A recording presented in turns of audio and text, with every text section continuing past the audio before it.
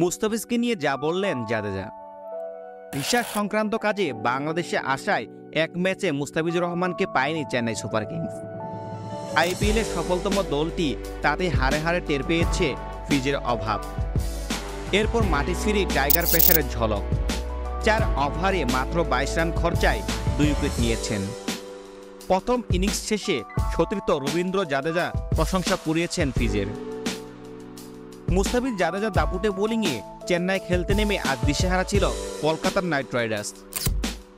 টানা 3 ম্যাচে বিজয়ী দলটি সর্বসাকুল্যে কেবল 134 রান তুলতে পেরেছে।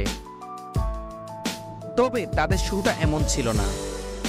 সুনীল নারিন ও রাঘুবংশীরা ঝড় শুরু করতেই আক্রমণে আসেন ফিজ। তার নিয়ন্ত্রিত বোলিংকে কাজে লাগিয়ে এরপর সুবিধা নিয়েছেন জাদেজা। মিতব্যয়ী বোলিংয়ের শিকার করেছেন 3 উইকেট।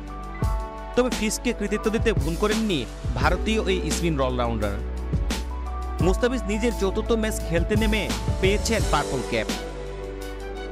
এখন পর্যন্ত চলতি আইপিএলে ব্যক্তিগত সর্বোচ্চ 9 উইকেট দখলে গেছে ফিজের।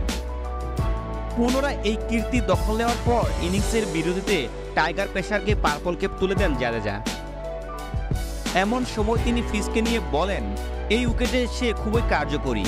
সে খুব ভালো স্লো বল করেছে। আমি মনে করি সে দুর্দান্ত করেছে। তবে শিশিরের কারণে পিচ থেকে কলকাতা ব্যাটারদের সুবিধা পাওয়ার কথা জানান জাদেজা। যখন শিশির জমতে শুরু করে পিচের আচরণ বদলে যায়। তবে ব্যাটিংয়ের জন্য এটি সুবিধা করে দেয়। কিছুটা ফ্লুক রান ছিল, যদিও সেটাকে র্যাঙ্ক টানার বলা চলে না।